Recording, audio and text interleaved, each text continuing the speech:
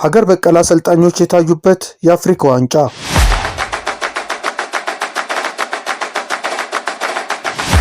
ሰላም አድማጮቻችን እንዴት ናችሁ? 35ኛው የአፍሪካ ዋንጫ በሞሮኮ አስተናጋጅነት እየተካሄደ ይገኛል።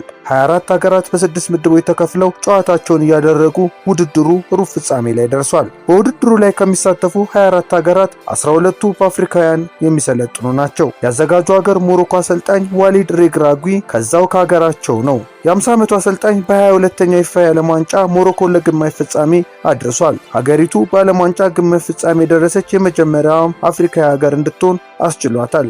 እንደ አውሮፓውያን አቆጣጠር ከ2022 አንስቶ ብሔራዊ ቡድኑን እየመራ የሚገኘው ሬግራጉ ሞሮኮን ከግማሽ ክፍለ ዘመን በኋላ የአፍሪካ ዋንጫ ባለቤት የማድረግ ኃላፊነት ተጥሎበታል።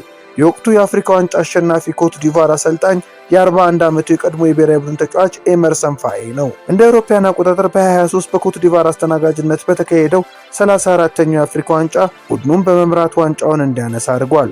በውድድሩ መሃል በውጤት ማጣት የተሰናበቱትን ፈረንሳዊን አሰልጣኝ ጂን ሉዊስ ጋሴት በመተካት በጊዜያዊነት አሰልጣኝ የተሾመው ፋዬ ቡድኑን ለዋንጫ ማብቃቱ አስወድሶታል።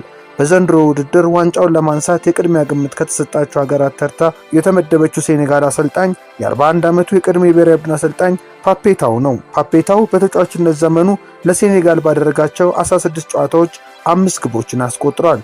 አሰልጣኙ ሴኔጋል ለ23ኛው የፊፋ የዓለም ዋንጫ እንድታልፍ አድርጓል። ከ3 ዓመት በፊት በአልጄሪያ በተካሄደው የ7ኛው የአፍሪካ ሀገራት ሻምፒዮና ቻን ሴኔጋል ዋንጫውን ስታነሳ የቡድኑ አሰልጣኝ ሆኖ መርቷል። የ7 ጊዜ የአፍሪካ ዋንጫ አሸናፊዋ ግብጽ የምትሰለጥነው በቀድሞ ኮከቧ ሆሳም ሐሰን ነው።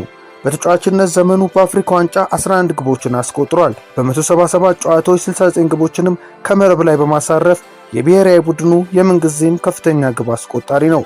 ሆሳም ሐሰን የአፍሪካ ዋንጫን 3 ጊዜ በተጫዋችነት በማንሳት ስኬታማ አሰልጣኝ ነው። ሌላኛው የምዕራብ አፍሪካዊቷ ሀገር ካሜሮን አሰልጣኝ የ56 ዓመቱ ዴቪድ ፓጉ ነው። ካሜሮናዊ አሰልጣኝ የተሾመው ከሰሞኑ ነው።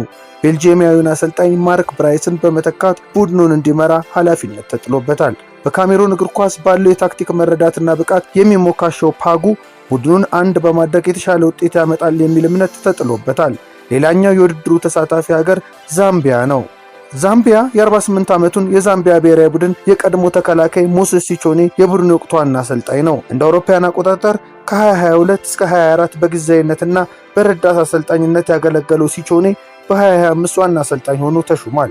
ምስራቅ አፍሪካን በውድድሩ ከሚወክሉ 3 ሀገራት መካከል አንዷ የነበረችው ሱዳን ጋናዊው ጄምስ ኩዌሴ አፒያ የቡድኑ አሰልጣኝ ነው። አፒያ እንደ አውሮፓውያን አቆጣጠር ከ2023 አንስቶ ቡድኑን እያሰለጠነ ይገኛል። የጋቦን አሰልጣኝ ቴሬ ማዮማ የብሔራዊ ቡድኑ የተከላካይ መስመር ተጫዋች ነበር። ለ11 ዓመት ለጋቦን ተጫውቷል። እንደ አውሮፓውያን አቆጣጠር ከ2023 አንስቶ ብሔራዊ ቡድኑን በአሰልጣኝነት እየመራ ይገኛል። የ44 ዓመቱ ደቡብ አፍሪካዊ ሞሬና ራሞሬቦሊ የቦትስዋና ብሔራዊ ቡድን ዋና አሰልጣኝ ነው። እንደ አውሮፓውያን አቆጣጠር ከ2025 አንስቶ ቡድኑን እያሰለጠነ ይገኛል። ሞሬና ከዚህ ቀደም የደቡብ አፍሪካ ብሔራዊ ቡድን አሰልጣኝ እንደነበር ይታወሳል። የምዕራብ አፍሪካዊቱ ሀገር ቦርኪና ፋሶ አሰልጣኝ የቀድሞ የብሔራዊ ቡድን አማካይ ተጫዋች ብራማ ትራኦሬ ነው። አሰልጣኙ እንደ አውሮፓውያን አቆጣጠር ከ2024 አንስቶ ቦርኪና ፋሶን እየመራ ይገኛል። የአንድ ጊዜ የአፍሪካ ዋንጫ አሸናፊ የሆነችው ቱኒዚያ አሰልጣኝ የቀድሞ የቡድኑ የተከላካይ መስመር ተጫዋች ሳሚ ትራቤልሲ ነው።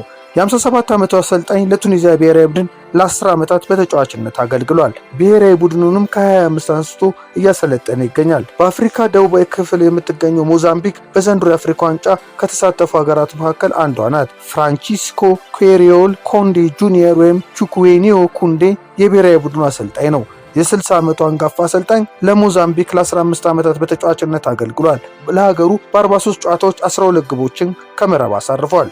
ኩንዴ እንደ አውሮፓውያን አቆጣጠር ከ2021 አንስቶ ብሔራዊ ቡድኑን እያሰለጠነ ይገኛል። የናይጄሪያ አሰልጣኝ የሆነው ኤሪክ ቼሌ የኮት ዲቫር፣ ማሊና ፈረንሳይ ጥምር ዜግነት ያለው አሰልጣኝ ነው። ይሁንና ቼሌ የአፍሪካ የዘር ግንድ ቢኖረውም በፈረንሳይ መወለዱ የውጭ ሀገር ዜጋ ውስጥ እንዲካተት አድርጎታል።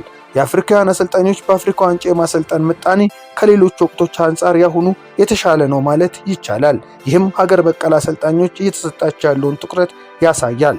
አድማጮቻችን፣ አፍሪካውያን ሀገር በቀል አሰልጣኞች ጎልተው የታዩበት የአፍሪካ ዋንጫ በሚል ያዘጋጀነው ዝግጅት ይህንን ይመስላል። መልካም ጊዜ።